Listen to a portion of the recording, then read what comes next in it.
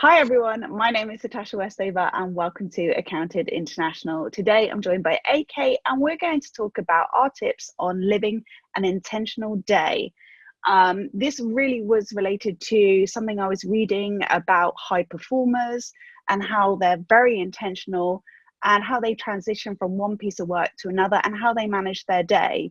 So AK and I do this slightly differently in our everyday lives.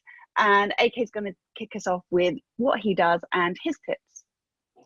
Thanks, Natasha. Yeah, I think when this subject matter came up, my immediate thought was, what is this?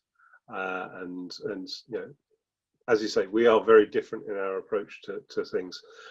I think my interpretation of living an intentional day is aligning your daily goals with longer term plans and how you want to sort of live your life. So aligning your sort of ethical and life choices with what you're doing at work.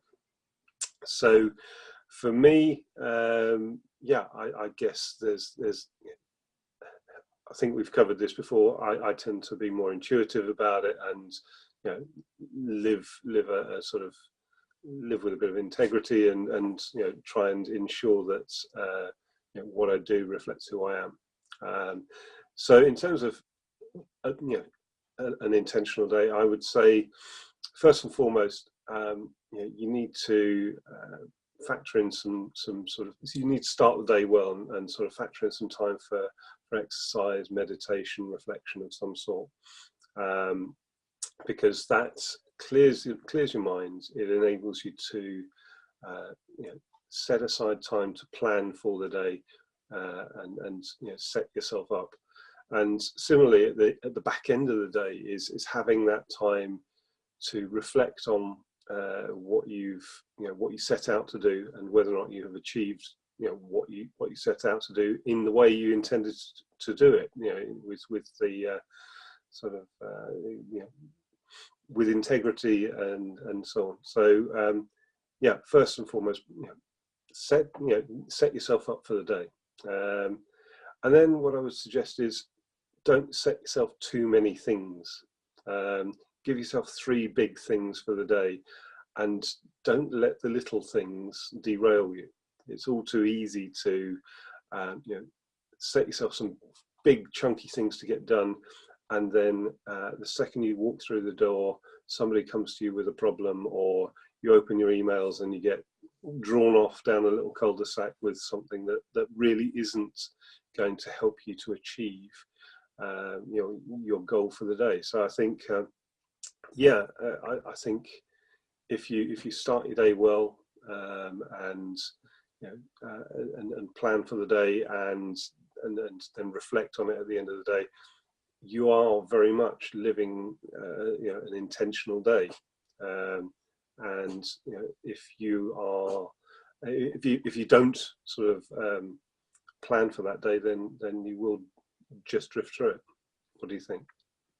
Yeah, I really like you've used drift a few times with me recently, of like drifting through the day, and that totally happens.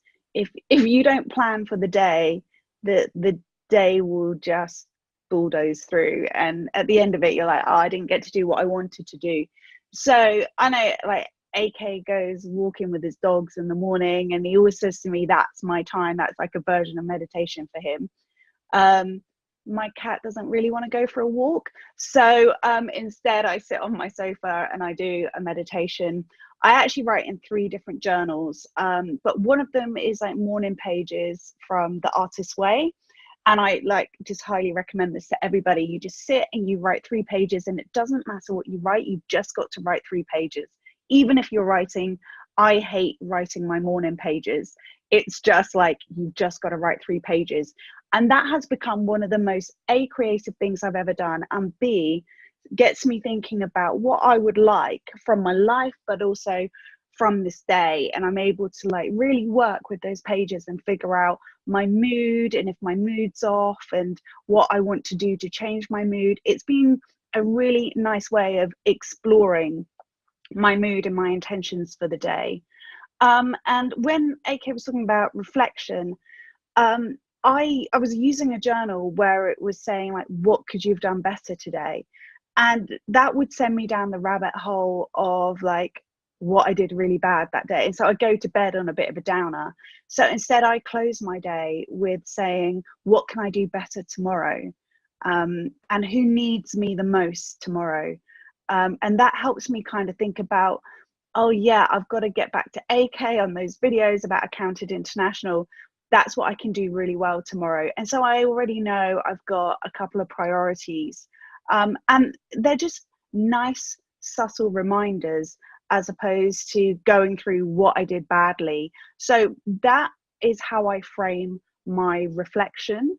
But I also, and this is something really, really new for me, I think about how I transition from one piece of work to another piece of work. So I'm a great believer in having cups of tea. And so I will finish a piece of work and I will go and put the kettle on and make a cup of tea and just sort of release that piece of work and everything I felt about it, even if it's like a heavy deadline. I sometimes, even though you finished a piece of work, you're like, wow, that was like full on exhausting. And I just kind of like, when the kettle's boiling, I'm just saying to myself, just release it, it's done. And like having a few deep breaths, closing my eyes for a minute and just thinking, right, let's just release that before I start the next piece of work. So like AK was saying, we're both believers on how you start your day, how you finish your day, but also I'm really starting to work through the day on how I transition from one piece of work to another and going into the next piece of work with like good intentions, no matter how stressful the last piece of work was. So, AK, any final thoughts on that? Yeah, I think very much that thing of continual reflection as well. Is what I'm doing at this point in time helping me to achieve the things that I've set out to do, or am I going off down the cul-de-sac again? So no, I think just being aware of what your intentions are and how successful you are in achieving the plans for the day. Yeah, because on that, talking about, I think you worded it better than I did, continual check-ins, continual intention. It also means that when you're thinking about the next hour, or especially when you get to like lunchtime, you're thinking about your afternoon, if you're in the routine of checking in and thinking, what am I going to achieve today? You're also going to recognize what you're not going to achieve.